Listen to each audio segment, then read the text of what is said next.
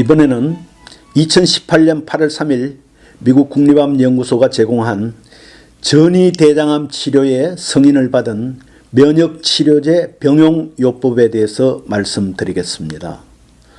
우선 MSI/H라고 하는 미소부수체 불안정성에 대해서 설명을 드리겠습니다. 이 뜻은 염색체 DNA상에 산재하는 짧은 반복 배열과 길이의 변화로 생기는 것, 이것을 MSI/H라고 합니다. 그 다음에 DMMR이라는 것은 DNA 복구 결함이라는 말로 생체 내에 게놈을 구성하고 있는 DNA 손상을 확인하는 과정에 결함이 생긴 것입니다. 만일 DNA 손상이 복구되지 못하고 또 세포 사멸도 이루어지지 않는다면 이 세포는 암이 될 수 있습니다. 이제 본문으로 들어가서 말씀드리겠습니다. 미소부수체 불안정성을 포함한 DNA 복구 결함의 종양세포는 특히 면역 관문 억제제에 취약하다고 합니다. 2018년 7월 10일 FDA는 이전에 표준화학요법 약제로 치료를 해온 전이대장암 환자 일부의 치료용으로 두 가지 면역치료제 예르보이와 옵디보의 병용치료를 승인하였습니다. 임상시험 중 반응이나 결과가 아주 좋을 경우에 신속 승인이라고 조기에 승인을 해주는데, 이 신속 승인의 범위는 세포 불일치 복구 결함, 즉 DMMR이나 미소부수체 불안정성이 높은 MSI/H라는 손상된 DNA 복구를 막는 두 가지 유전자 특징 중 하나를 가진 12살 이상의 대장암 환자를 대상으로 합니다. 연구원들은 여러 가지 면역 체크포인트, 면역 관문 억제제가 MSI/H 또는 DMMR 종양 환자들에게 효과가 있다는 것을 발견했고, 이 연구는 식약청의 승인을 곧바로 이끌어냈습니다. FDA는 2017년 인체 내 어디서 암이 시작되었던지와 상관없이 MSI/H 또는 DMMR 종양의 치료용으로 관문 억제제 키트로다를 승인하였습니다. 이것은 종양의 유전적 특징의 존재만을 근거로 한 최초의 FDA 승인이었습니다. 새로운 FDA의 승인은 체크메이트 142 연구 결과에 근거하였으며, 이 연구는 예르보이 및 옵디보의 제조업체인 브리스톨 마이어 스퀴브에서 자금을 지원하였습니다. 이 임상시험은 플루오로피리미딘과 옥살리플라틴이 함유된 화학요법이나 플루오로피리미딘과 이리노테칸이 함유된 화학요법으로 치료 후 암이 진행이 된 DMMR 혹은 MSI/H 진행성 대장암 환자에 대해 옵디보 단독 치료와 예르보이를 포함한 다른 항생제와의 병용 치료를 시험 중에 있습니다.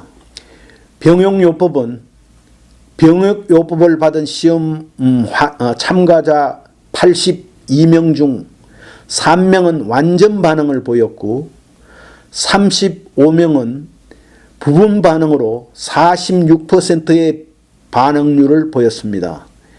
FDA에 따르면 이 반응의 89%가 6개월 이상 지속되었다고 합니다. FDA 발표문은 옵디보 단독 치료를 받은 58명의 환자군 중에서 전반적으로 반응률은 28%였으며 반응자 중 67%는 6개월 이상 반응이 지속되었다고 언급하였습니다.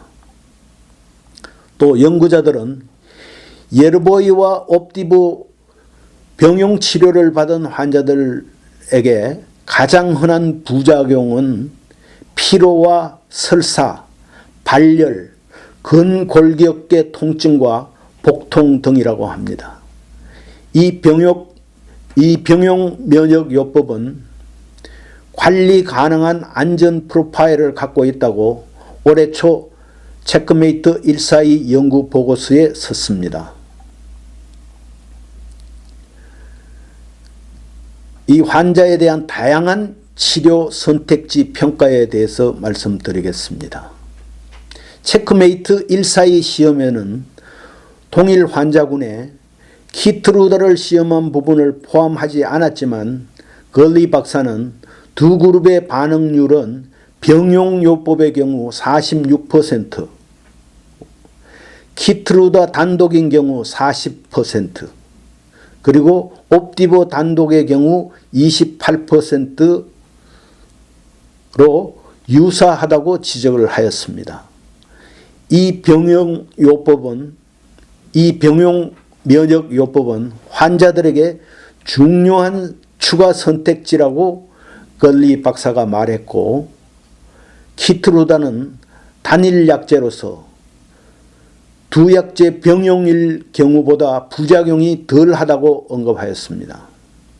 걸리 박사가 말하기를 우리는 옵디보와 예르보이에는 반응하고 키트루다에는 반응하지 않거나 혹은 그 반대인 환자들이 있는지 모른다고 말했습니다.